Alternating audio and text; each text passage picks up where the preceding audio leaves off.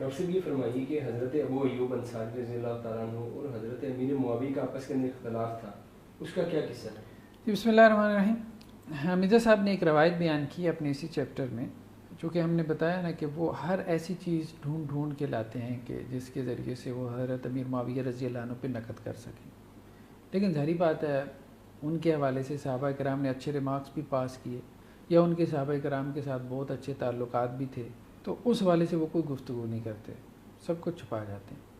لیکن بہرحال جو انہوں نے نقل بھی کیا ہے یہ ایسی ہے نا کہ اگر کسی بندے میں 90% اچھائیاں ہوں، ٹھیک ہے، تو آپ اس کی اچھائیاں چھپا لیں، اور اگر اس کے اندر جو ہے وہ کچھ کمی کوتاہی ہو آپ صرف اس کو بیان کریں تو ظاہری بات ہے اس کی شخصیت کا کیا تعصب دوسرے کی طرف جائے گا.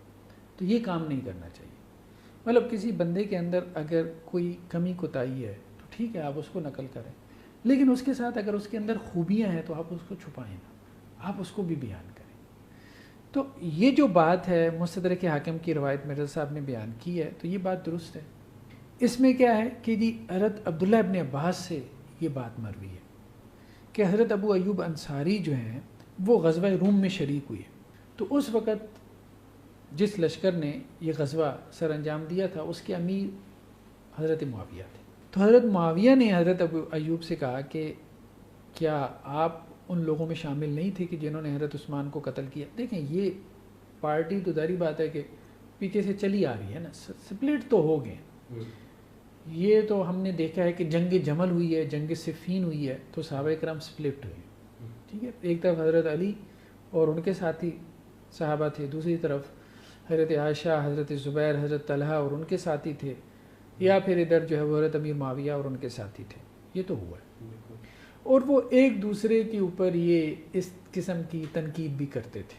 حضرت طلحہ، حضرت زبیر، حضرت عائشہ اور اسی طرح حضرت امیر معاویہ یا اس طرف جو صحابہ تھے وہ حضرت علی اور ان کے ساتھی جو صحابی تھے ان کے اوپر تنقید کرتے تھے کہ جی آپ حضرت عثمان کے قاتلوں کا بدلہ کیوں نہیں لیتے. اور بعض اوقات اس تنقید میں وہ مبالغہ بھی کر جاتے تھے، ذمہ دار نہیں ٹھہراتے تھے. یہاں پہ بھی کیا ہے، سوالیہ انداز ہے، ٹھیک ہے. لیکن سوالیہ انداز میں بھی ایسی گفتگو جو ہے وہ ہم یہی کہیں گے کہ مناسب نہیں تھی. ہم یہی کہیں گے کہ حضرت امیر معاویہ رضی اللہ عنہ کے لیے مناسب نہیں تھا کہ سوالی انداز میں بھی ایسی گفتگو کرتے حضرت ابو ایوب انصاری سے کہ جی کیا آپ بھی ان لوگوں میں شامل نہیں تھے کہ جنہوں نے حضرت عثمان کو شہید کیا. سوالی انداز میں بھی یہ مناسب نہیں تھا. پھر جو ہے نا اس کو ظاہری بات ہے حضرت ابو ایوب انصاری نے اس بات کو برا منایا، ٹھیک ہے، اور انہوں نے کہا کہ دیکھیں معاویہ، اللہ کے رسول نے ہمیں کہا تھا کہ آپ کے اوپر بڑی بڑی آزمائشیں آئیں گی، آپ انصار کے اوپر. تو حضرت امیر معاویہ نے کہا پھر اللہ کے رسول نے کیا کہا کہ اگر آزمائشیں آئیں گی تو پھر آپ نے کیا کرنا ہے؟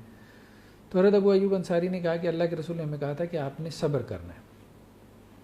تو حضرت امیر معاویہ نے بھی انہیں کہا کہ آپ پھر صبر کریں.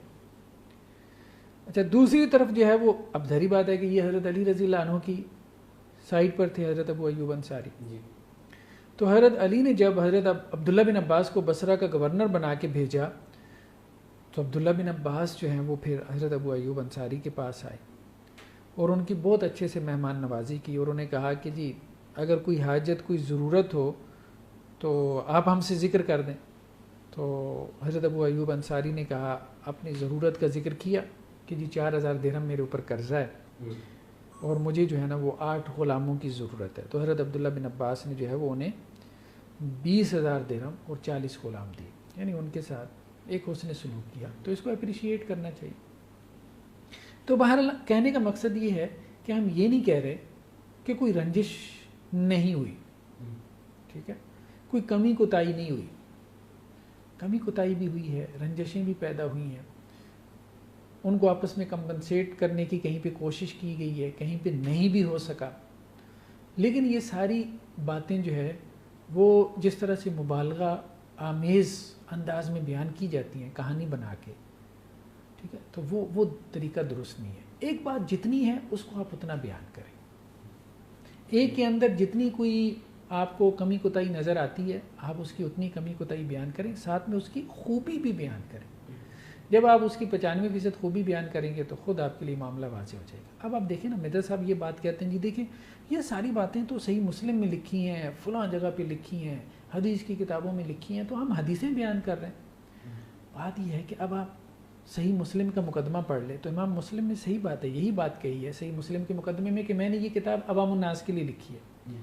لیکن کیا صحیح مسلم میں اگر ہزاروں حدیثیں ہیں تو ساری صحابہ کرام کی ایسی کمی کوتاہی بیان کرنے والی ہیں؟ مطلب صحابہ کرام کے حوالے سے اگر ایسی کوئی باتیں کہ جن میں کوئی ان کی کسی کمی کا ذکر ہے، ٹھیک، تو وہ کتنی حدیثیں ہوں گی؟ کتنی آپ نکال لیں گے؟ 20 25 30، باقی جو ہزاروں حدیثیں.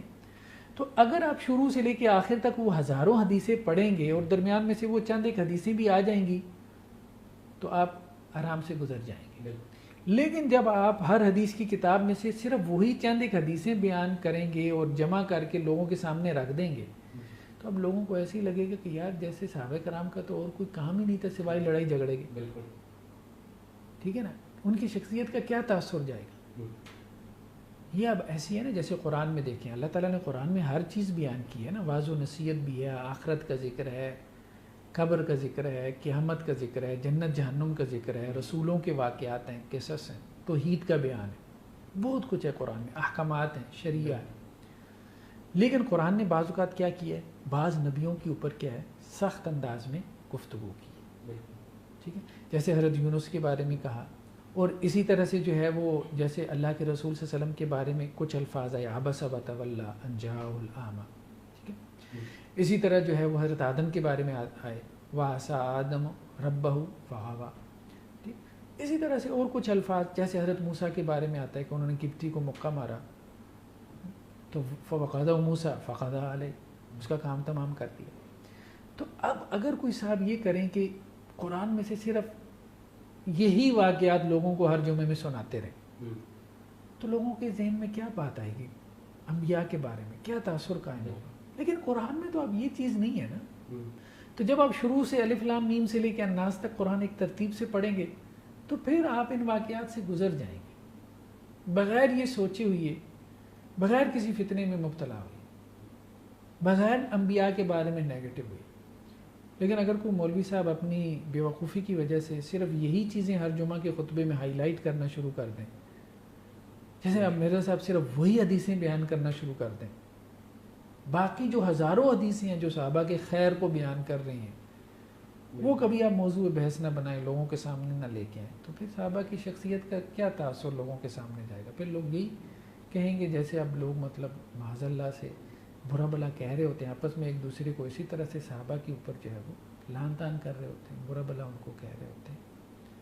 تو یہ چیز اسی وجہ سے بڑھتی ہے، اسی وجہ سے پیدا ہوتی ہے. اب مرزا صاحب تو خود کہیں گے میں نے تو کسی کو گالی نہیں دی کسی صحابی کو، لیکن ان کے جتنے فالورز اب آپ دیکھ رہے ہیں سوشل میڈیا پہ، مرزا صاحب کی یوٹیوب کے اوپر کوئی آپ جو ہے وہ ویڈیو نکال کے دیکھیں، اس کے نیچے آپ دیکھیں لٹرلی گالیاں دی ہوتی ہیں، لٹرلی گالیاں دی ہوتی ہیں. ٹھیک ہے، منافق ہیں اور فلاں ہیں، وہ تو جہنمی، مطلب صحابہ کے بارے میں کہا ہوتا ہے، معاذ اللہ صحابہ کے بارے میں.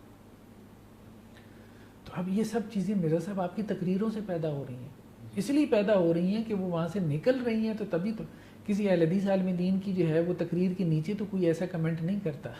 آپ کی تقریر کے نیچے ایسے کیوں کمنٹ ہوتے ہیں؟ صحابہ کو گالیاں دینے والے، صحابہ کو منافق کہنے والے، صحابہ کو جہنمی قرار دینے والے، ایسے کمنٹ کیوں ہوتے ہیں آپ کی تقریروں کے نیچے؟ کیونکہ آپ کی تقریروں میں آپ یہ سارے کام نہ کرتے ہو لیکن وہ باتیں نکلتی ہیں.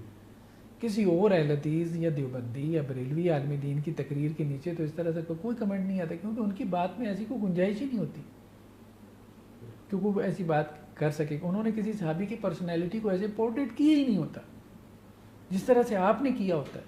تو اس بات کو سمجھنے کی ضرورت ہے. ناظرین، یہ تھا آج کا پروگرام. ہمارا نیکسٹ پروگرام دیکھنے کے لیے ہمارے پیج کو لائک کریں، شیئر کریں، سبسکرائب کریں. نیکسٹ پروگرام تک کے لیے ہمیں اجازت دیجیے. اللہ حافظ.